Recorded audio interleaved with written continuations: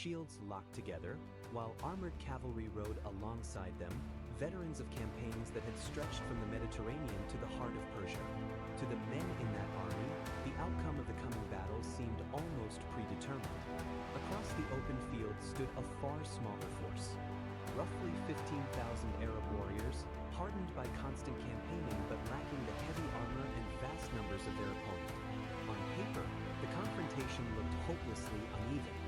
One side represented the organized might of an empire. The other appeared to be little more than a determined but outmatched army standing in its path. Yet by sunset, the battlefield would tell a completely different story. The massive imperial army that had marched forward with such confidence would no longer exist as a coherent fighting force. Thousands would lie dead, others captured, and the rest scattered in confusion across the plain. What happened that day was not simply a victory against the odds. It was the result of one of the most brilliant battlefield maneuvers ever executed. At the center of it stood a commander whose understanding of timing, movement, and human psychology would turn an apparent disadvantage into total annihilation for his enemy. His name was Khalid ibn al-Walid, and the battle that followed would become one of history's most devastating tactical masterpieces. To understand how such a dramatic reversal could happen, we have to step back and look at the world in which this battle took place. In the early 7th century, the great empires of the Near East had dominated warfare for generations.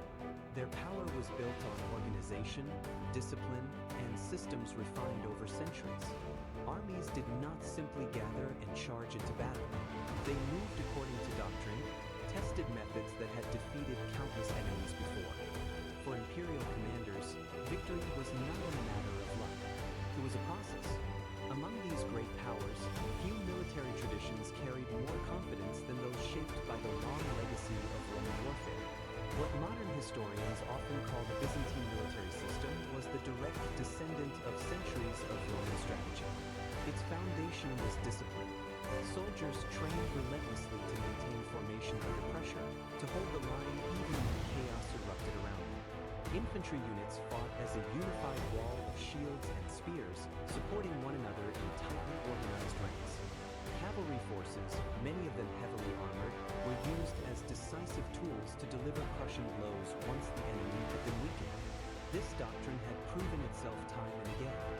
Roman-style armies had fought Persians, Goths, Slavs, and countless regional rebellions. Over and over, the pattern repeated. Imperial forces advanced with structure and patience, absorbing the enemy's attacks before grinding them down through superior numbers, coordination, and endurance. It was a system designed not just to win battles, but to make victory feel inevitable. So when imperial commanders looked across the battlefield in 633 AD, they believed they were facing a familiar type of opponent.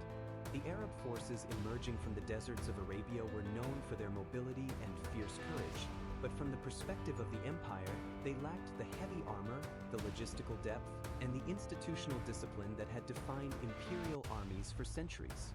To many Roman officers, these fighters appeared dangerous in raids but fragile in sustained combat. Confident in this assessment, the empire assembled a powerful army to crush the threat decisively. Contemporary sources vary in their exact numbers, but historians generally estimate that the imperial force numbered somewhere between 35 and 40,000 soldiers. At its core were experienced infantry units trained to maintain formation under intense pressure. Supporting them were elite cavalry contingents, heavily armored riders capable of delivering devastating sharp charges. Archers, auxiliary troops, and engineers rounded out the force, forming a military machine designed for overwhelming dominance. Across the field stood a very different army under the command of Khalid ibn al-Walid. His force was significantly smaller, perhaps around 15,000 men. Compared to the imperial soldiers, many of them wore lighter armor and carried less equipment. On the surface, they looked like an army at a clear disadvantage. But appearances on a battlefield can be deceptive. The soldiers under Khalid's command were not inexperienced fighters. Many had spent years campaigning across harsh landscapes, marching long distances through desert terrain, and fighting battle after battle without the luxury of large supply networks. Their strength was not in rigid formations or heavy armor, but in mobility, endurance, and adaptability. Most importantly, they were led by a commander who understood something the empire did not yet realize. Battles were not always decided by the strength of a line or the weight of an army. Sometimes they were decided by patience, timing, and the ability to shape how the enemy believed the battle was unfolding. Great commanders rarely leave the shape of a battle to chance. Long before the first swords clashed at Walaja, Khalid ibn al-Walid had already begun shaping the battlefield in ways his enemies could not yet see. Victory, in his mind, was not something that happened in the chaos of combat. It was something prepared quietly in advance, through terrain, timing, and the careful manipulation of an opponent's expectations. The location itself played a crucial role in that preparation. The plains near Walaja appeared, at first glance, to be the ideal ground for a large imperial army. It was a wide, open field where thousands of soldiers could maneuver without obstruction. Heavy infantry formations could advance in ordered ranks, cavalry could deploy along the flanks, and commanders could maintain visual control over the entire battlefield. For the imperial officers approaching the area, the terrain seemed predictable and safe, exactly the kind of ground where their doctrine worked best. But Khalid saw something different. Along the edges of the plain were low ridges and uneven stretches of ground that broke the landscape just enough to conceal movement. They were not dramatic hills or towering cliffs, nothing that would alarm an approaching army, but they were sufficient to hide cavalry units from direct view. To most commanders, these features might have seemed insignificant. To Khalid, they were the key to the entire battle. By this point in his career, Khalid had developed a reputation not simply as a brave battlefield leader, but as something closer to a strategist who thought several moves ahead. If the imperial army relied on structure and predictability, Khalid relied on geometry, angles, distances, timing, and the psychology of an advancing force. He understood that the Roman-style army facing him was incredibly powerful when fighting the battle it expected to fight. Their strength came from maintaining formation, supporting one another across a solid line, and steadily pushing an enemy backward until resistance collapsed. So Khalid did not intend to break that line directly. Instead, he intended to make the idea of a stable line impossible.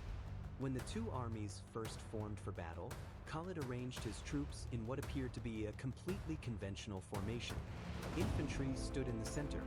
Cavalry took position on the wings.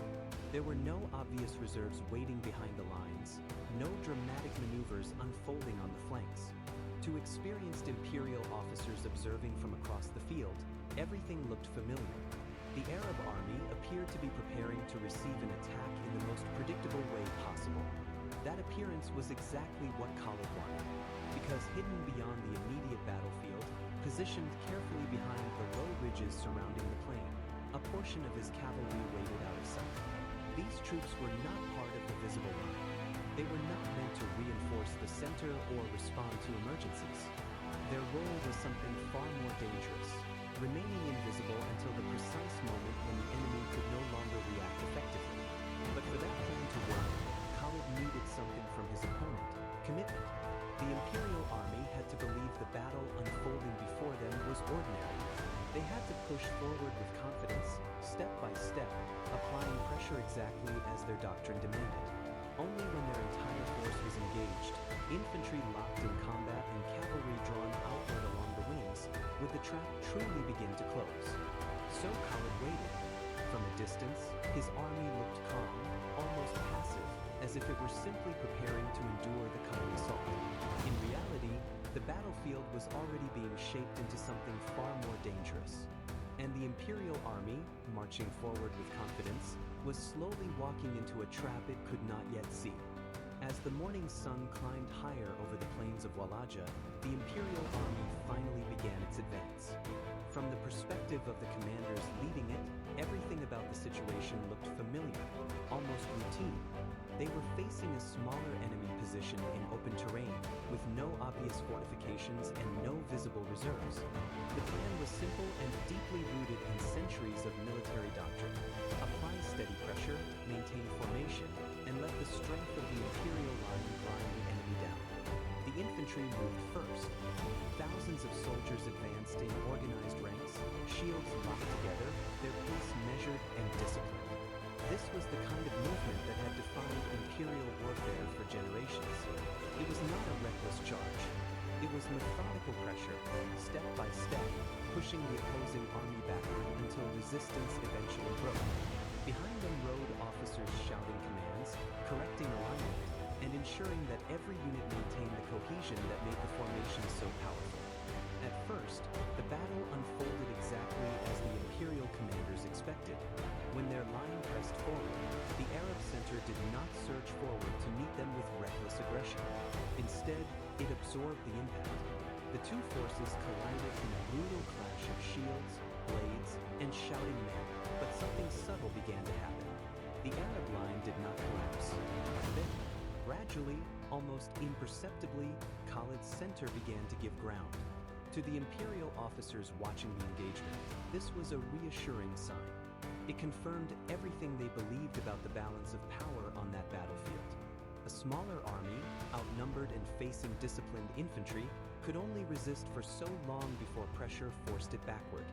As the Arab line yielded step by step, the imperial soldiers pressed harder, convinced they were witnessing the beginning of the enemy's collapse. But what looked like weakness was, in fact, carefully controlled movement. The Arab fighters did not break into disorder. They withdrew deliberately, maintaining cohesion as they slowly retreated across the plain. Every step backward drew the advancing imperial army deeper into the battlefield. The pressure remained intense, steel striking shields, men grappling in the dust, but the pattern remained the same. The Arabs yielded just enough to keep the imperial army moving forward.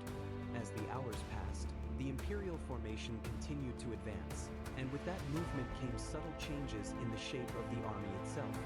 Maintaining perfect alignment across such a large force was never easy, especially over uneven ground. Units advanced at slightly different speeds. Officers shouted corrections. Small gaps appeared between formations, then closed again as soldiers tried to maintain contact with neighboring units. Individually, these adjustments seemed minor. Together, they began to stretch the once solid line of the imperial army. At the same time, fighting intensified along the wings of the battlefield.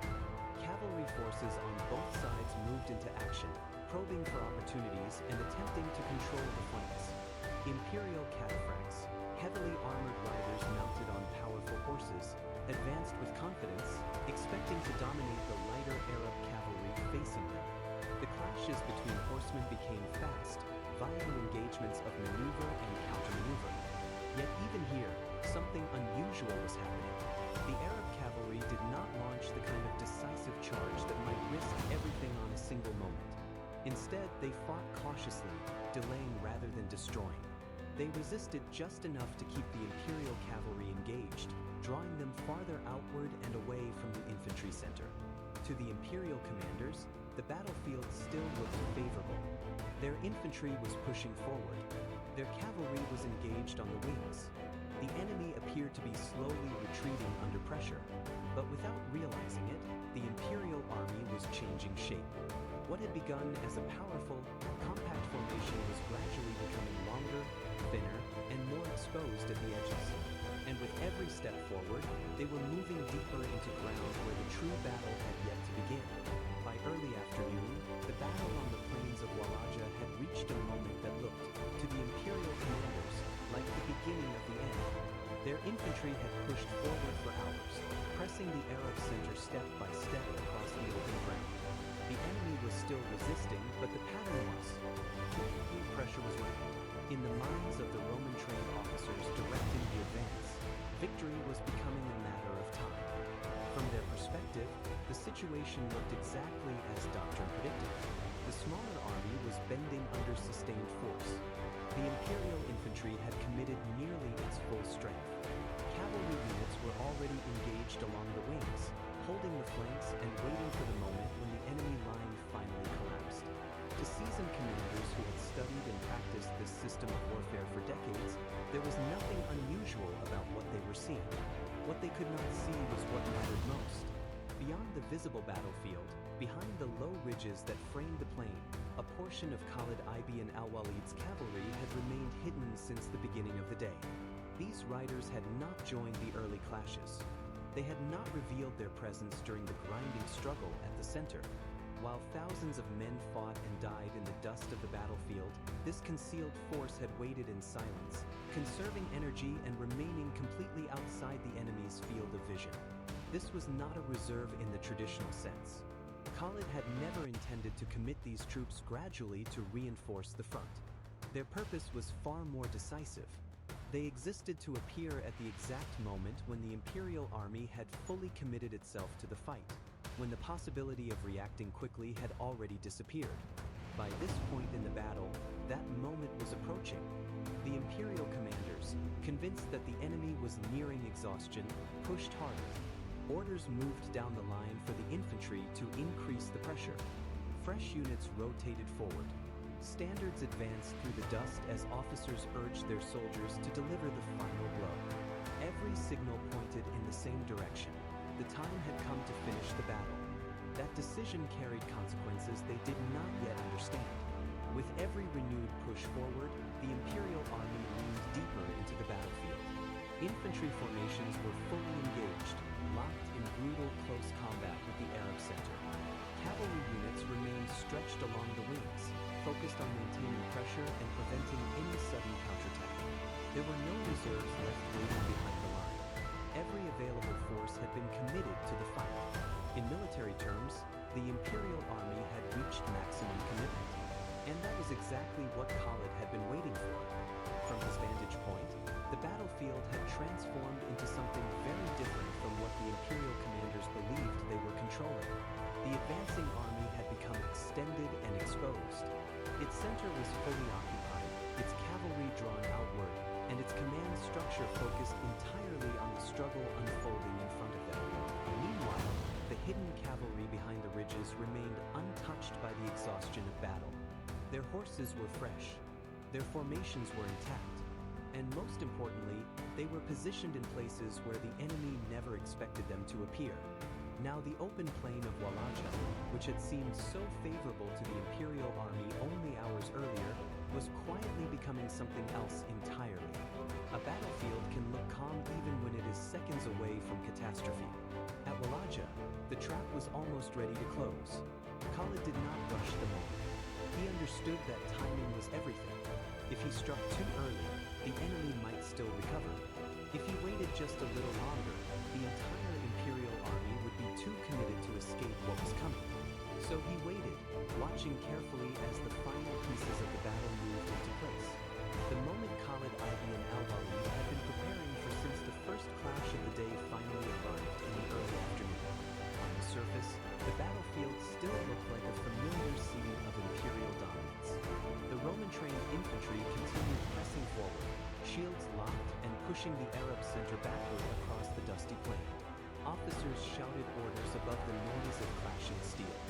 Cavalry units on the wings fought aggressively, believing they were tightening control over the battlefield. From the imperial perspective, victory felt close. The enemy had been under pressure for hours. The line had been pushed back steadily. Every sign suggested that the smaller army was approaching its breaking point. And that was exactly when the battlefield changed. Without warning, movement began behind the imperial flanks. From beyond the low ridges that bordered the plain, mounted Arab warriors suddenly appeared, riders who had not been part of the earlier fighting, whose presence had gone completely unnoticed throughout the day. They did not charge wildly into the center of the battlefield. Instead, they moved with disciplined speed toward the spaces behind the imperial wings. At first, confusion spread more than panic. Cavalry movements behind an army were not entirely unheard of. Skirmishers and raiders often circled battlefields looking for opportunities. But what the imperial soldiers were seeing was not harassment. It was closure. The hidden cavalry did not attack the heavily armored infantry formations directly. Instead, they swept around the rear of the advancing army, cutting off the paths that led back across the plain. Dust rose behind them as they sealed the open ground where retreat might once have been possible. At the same time, another shift began along the wings of the battlefield. The Arab cavalry that had been fighting defensively for most of the day suddenly changed its posture. For hours, they had delayed and absorbed pressure, giving the impression that they were struggling to hold their ground against the heavier imperial horsemen. Now they accelerated. Instead of retreating or holding position, they surged forward. The imperial cavalry, already extended and partially fatigued from hours of engagement, suddenly found itself caught between two threats. Fresh Arab riders were appearing behind them, while the forces they had been pushing all day were now driving aggressively into their front. The wings of the imperial formation began to buckle under the sudden pressure. As cavalry units were forced inward, confusion rippled through the larger army. Officers attempted to issue new commands, but the battlefield was changing faster than organized communication could keep up. Units that had been advancing confidently only moments earlier now faced enemies appearing from directions they had never expected. Then Khalid released the final element of the maneuver.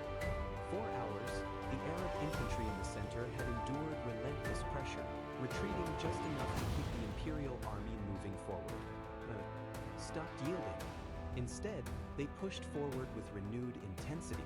Exhausted but unbroken, they surged into the crowded imperial formations in front of them. Suddenly, the imperial army faced pressure from three directions at once. In front of them, the Arab infantry attacked with fierce determination.